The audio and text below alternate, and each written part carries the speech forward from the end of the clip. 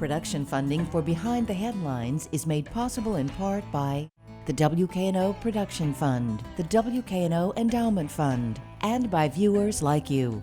Thank you. A look at development and redevelopment in Memphis tonight on Behind the Headlines.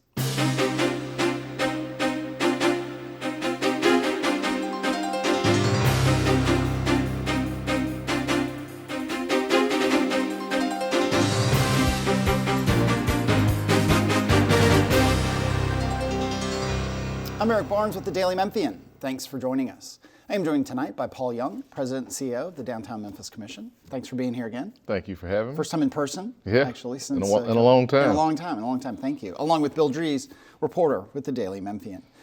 I wanted to start, Downtown Memphis Commission, actually, it's not just downtown. You guys have actually a much bigger footprint and influence. But I did want to start talking about one specific project, 100 North Main. Not just because it's an iconic building in Memphis and it's a big, multi-$100 million, $200, $300 million redevelopment, but also in a lot of ways it's emblematic of a lot of what's going on. So it's about 100 North Main, but it's about others. And we'll talk about other things going on, big and small, throughout downtown, midtown, medical district, and really citywide. But one of the interesting things about 100 North Main was it was essentially blighted. It was sort of abandoned by all its tenants. It was in great disrepair. To the frustration of many, it's a bad look when this iconic building downtown is empty and dark. Ultimately, and it wasn't you as your predecessor, who DMC bought that building. Right. It was a little controversial because the developer who had let it go dark and let it get really blighted ultimately kind of made money on the deal. Right. And also people questioned, should DMC be buying and selling buildings? But it's worked out, it seems like, right? Billy Orgel has come forward. He's had a very successful track record. Other locals, Kevin Woods and others involved with it. Is that a successful model for redevelopment of blighted buildings in Memphis? And do you think you might end up doing other things like that, big or small? Yeah, I do think it's a successful model. It's a building that was stuck. And in some instances, particularly in downtown Memphis, where you have these large buildings, you have some people that believe that they can make a greater return if they just sit on the property. And it's to the detriment of the whole community. And so we have a building that went dark in 2014, 2015, been dark ever since, had no future. There was no hope for the building, for the structure, at least in the short term. And so it was important that DMC and the city step up to the plate and find a way to get this property unstuck. The way that we did that was we acquired the structure, and you're absolutely correct, it started before I got there. Jennifer Oswald and the team began the process of activating the acquisition. They acquired the building shortly after I got there. I think it was March, April, when we actually got the building in our hands. And we aggressively put forth an RFP for developers.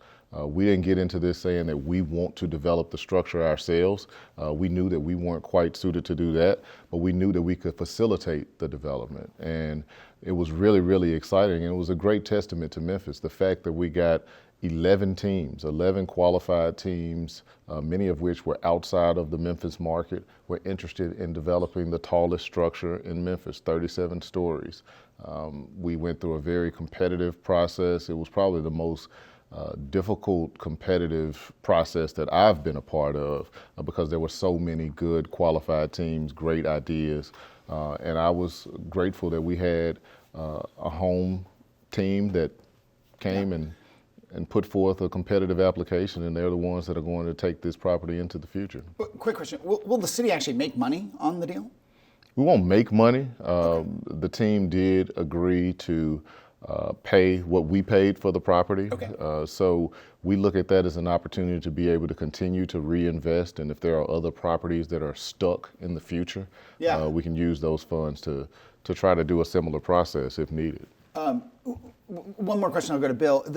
Does the fact that 11 teams, again, local and all around the country, come forward with very, very robust proposals, does that speak to maybe a turning point in Memphis's downtown development and Memphis development generally? And that maybe some of what you all have to do when you have to unstick a building, or the incentives that you all do and others do, Are those maybe not as necessary now if there is that level of demand? Or are we still in that business where you guys are going to have to step in and have to do the kinds of incentives you have to do? Yeah, I definitely think we're still in that business. There's still an economic reason for the incentives. We were getting to the point where the rental rates, and I'll just talk about housing, when you talk about apartments in downtown Memphis, we were getting to the point where the rental rates were starting to tick up, and it looked like the incentives will be less necessary than they had been in the past. But right as we got to that point, the pandemic hit and the construction costs have skyrocketed. And so even with the uptick in the rental rates, it's still difficult for projects to pencil out. And so those incentives are still very critical. Bill. 100 North Main, the city's tallest building, is just less than a block away from what was going to be the site of a second convention center hotel. That's not going to happen at least with Lowe's, and at least at this point. Does that change the outlook for that general area around 100 North Main? I don't think it necessarily changes the outlook. Obviously, we were all looking forward to seeing Lowe's come in that space, and it's no for now. We're hopeful that as things settle down and the economy moves back in the right direction, that project could potentially move forward or come back in some different form. We still have projects like the Hyatt Grand, which is getting close, and so we're really excited about that. That's the project at One Bill, which is adjacent to the Hyatt Centric and the Hyatt Caption, which is under construction. I know that's a little bit of ways away, but that just gives us optimism with regards to our convention aspect. In terms of that area in particular, we still have the size of that 100 North Main structure still gives us significant activity. It livens up that block. And remember, it's not just the building 100 North Main, there are the 4 adjacent structures that are next to it along Main Street. And so when you activate those structures, it still creates a very, very vibrant scene on that block. Has the pandemic made financing hotels more difficult? Yeah, from what we've heard that it is more difficult during the pandemic.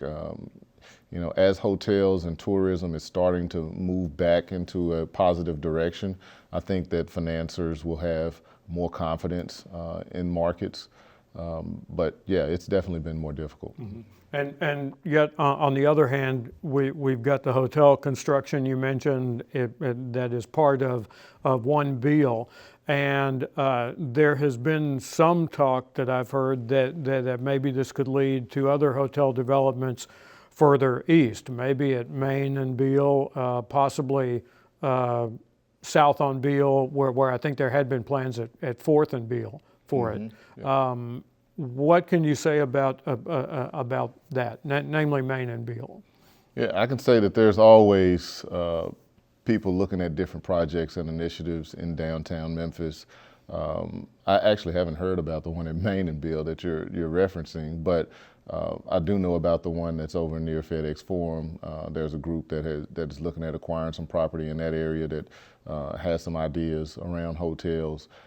I still think that we have a very strong market. There's still a lot of demand. There's still a lot of developers that are circling and trying to figure out the right project for downtown, whether it's a hotel or apartments, which tend to do very well in downtown Memphis, and other retail amenities. So I have a lot of confidence and optimism that downtown is going to continue to be strong well into the future.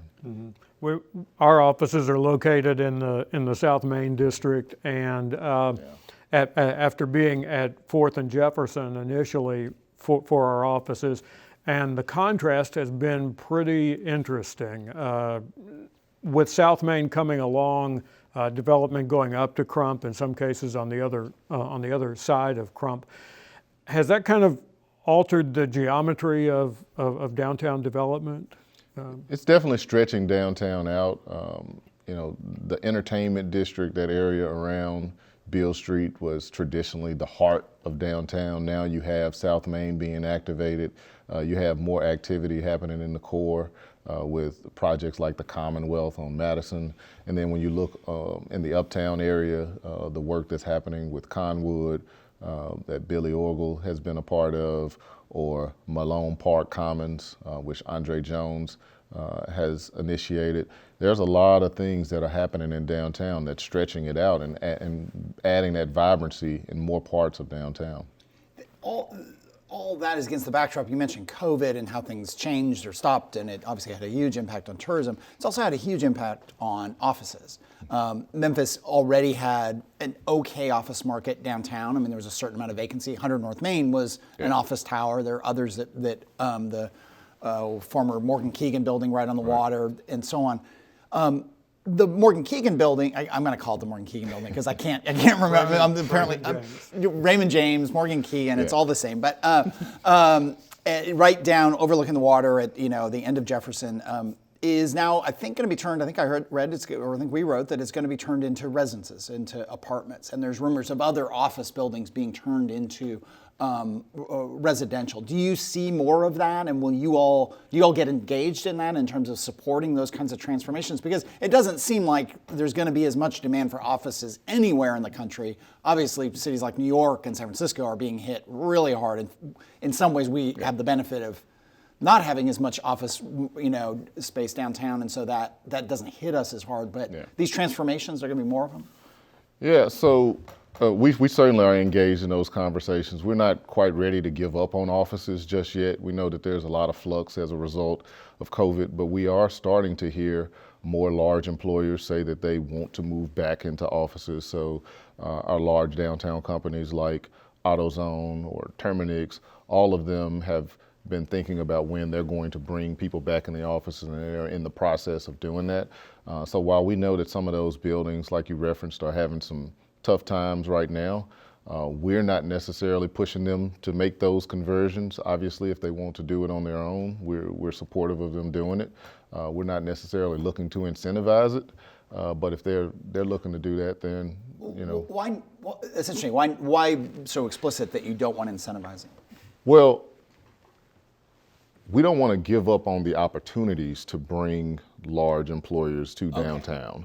Got it. And when you see large structures like that where there's the potential for Class A office space, for us to incentivize that transition would not necessarily be the best use of public dollars. But then you've got the risk that a building like that goes dark, right? I mean, 100 North Main. It's definitely a risk. It's definitely a risk, but we believe that it's important for us to maintain opportunities to bring those large companies back to downtown, at least in the short term. Yeah.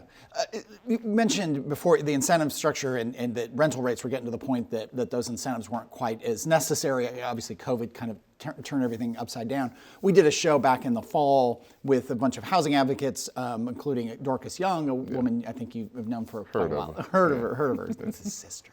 Who works for the county, and she and others, talked about, there is this boom among middle and upper middle class and higher end stuff across the city, but there isn't enough affordable housing, and that is a dynamic that I can't remember how many thousands, it might have been tens of thousands that they need in terms of affordable housing that people can get into. That even people, this is people with jobs. This is people maybe not the best credit report, but they're working. They have the money, and they simply can't find a place to live. You used to run, housing community development for the city. You're very close to these issues. Right. How does DMC and how do you balance that? These high-end, expensive apartments going in for which there's a lot of demand, which pay a lot of taxes, which makes sense with the need for affordable housing. Yeah, so the demand for affordable housing obviously is very high, and if we want to go down that lane, I can talk pretty in depth about it. The way we balance it with downtown Memphis is we ensure that any property that receives an incentive, our biggest incentive being the pilot program, but any property that receives a pilot must have at least 20% of their units serve families that earn at least 80% of the area median income, which is a working class wage. We believe that it's really important that we have a diverse mix of housing in downtown. We want to make sure that the people that live downtown reflect the culture and the character of the city, that we continue to have the vibe of Memphis. We don't want to be a city where all of the people that make Memphis aren't able to afford to live there.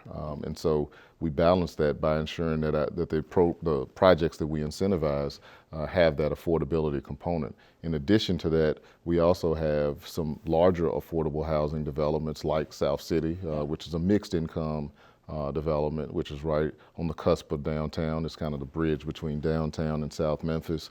You also see projects like what Elmington Capital has been doing in downtown, so Forum Flats, Patterson Flats.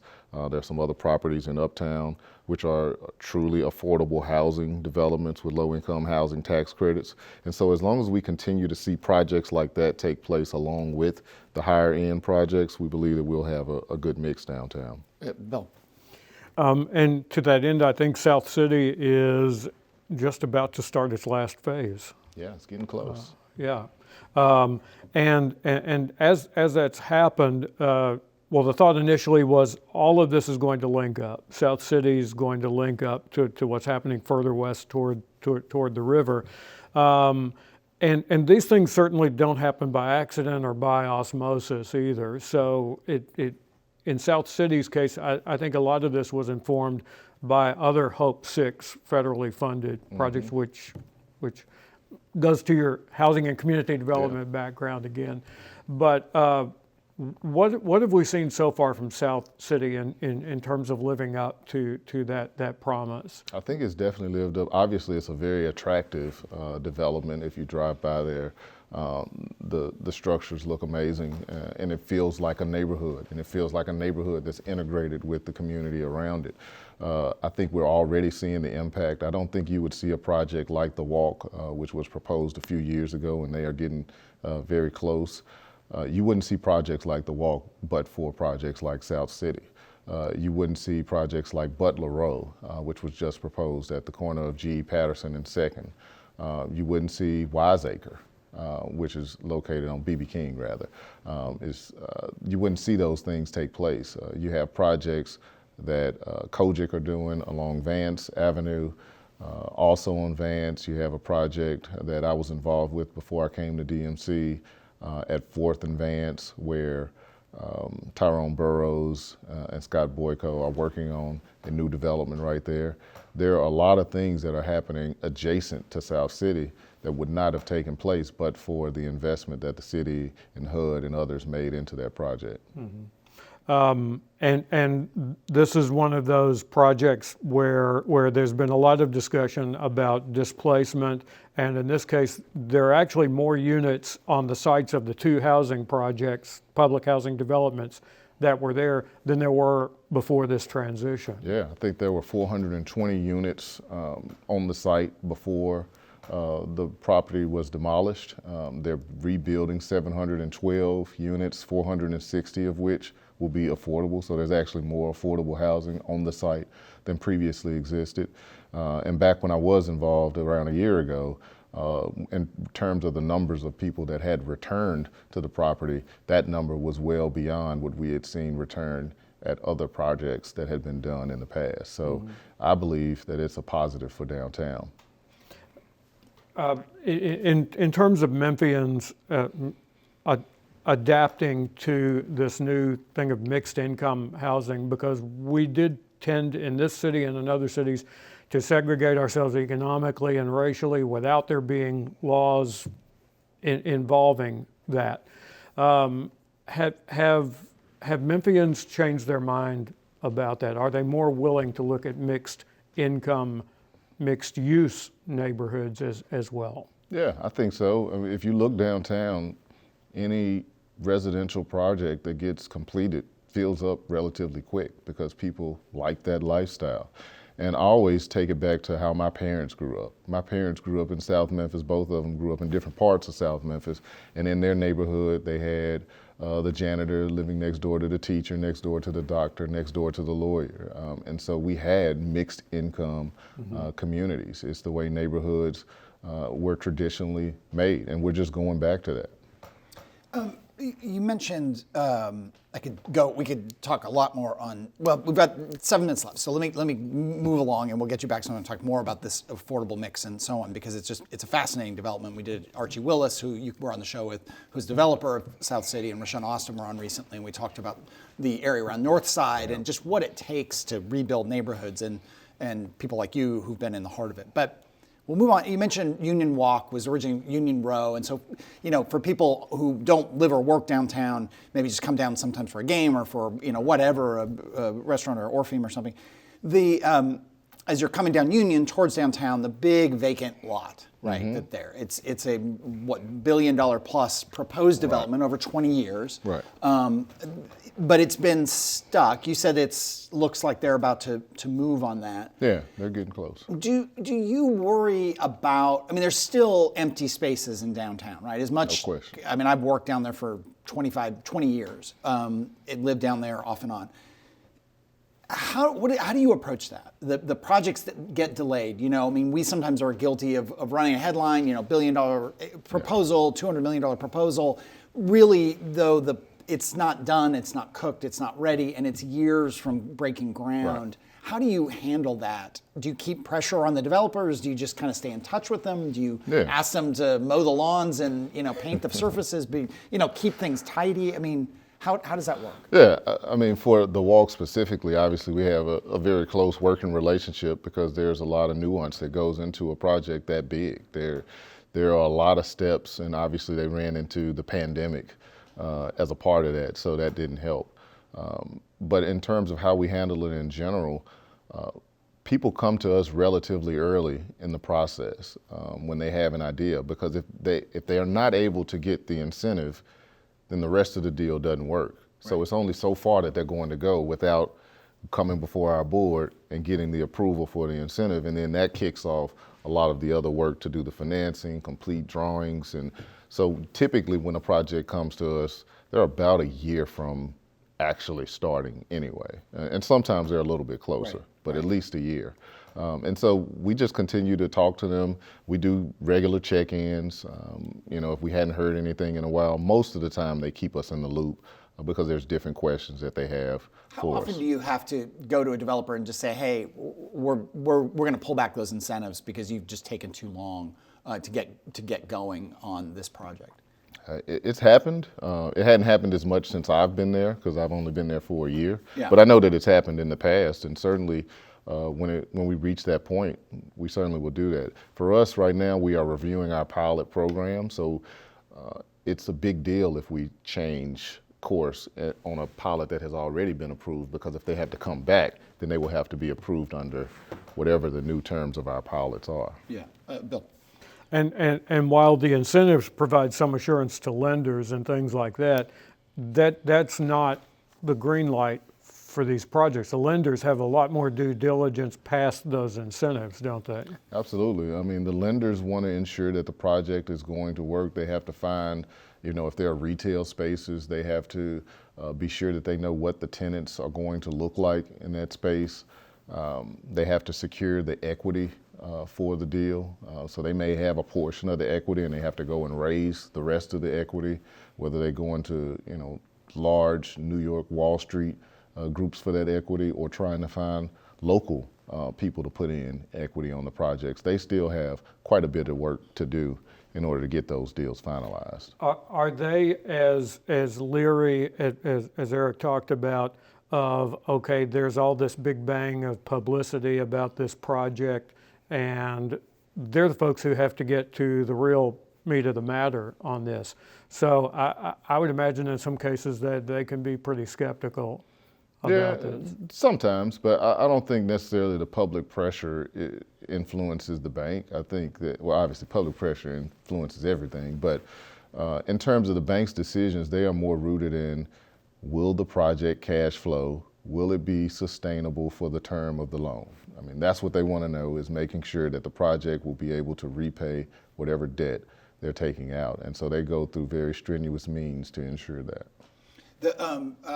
Just 2 minutes left here. I wanted to talk about, we didn't talk about the Mobility Center, which is the big, garage and retail space and all kinds of going in right next to the Orpheum. If people are down there, they see that. That will be finished real quickly. That's Next summer. Summer 2023. Okay.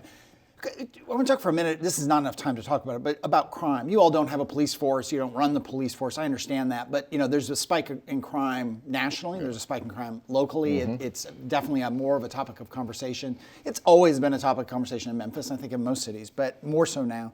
How do you coordinate and what is your perception of what's going on with crime, and what would you like to see the police force do more of or the city do more of, or is that not even something that you concern yourself with? Oh yeah, we certainly concern ourselves with it. We are funded by a commercial assessment on commercial property owners in downtown Memphis. So when things are going awry, they certainly let us know and they want us to act on their behalf. And so we coordinate with Memphis Police Department on a regular basis. I recently had a meeting with Chief Davis and her team, and we talked about some things that we can do to make downtown safer. We're looking at some lighting strategies being funded by Shelby County Commission, where we're going to increase the light in different areas. The MPD's looking at bike patrols, some things that they can add. We're doing some things to reduce some of the chaotic activity by having some of the scooters cut off late at night, because sometimes the scooters dart in and out of traffic on late nights, and that's just not a good mix. And so we concern ourselves quite a bit with public safety, and our goal is to coordinate with our Blue Suede Brigade team, MPD, and even the Sheriff's Department. Okay, again, it didn't give you enough time, but I appreciate you answering that. Thank you for being here, Paul. Thank you, Bill. That is all the time we have this week. If you missed any of the show, you can get the full video at WKNO.org, or you can get the full podcast of the show at the Daily Memphian site, iTunes, Spotify, or wherever you get your podcast. Thanks, and we'll see you next week.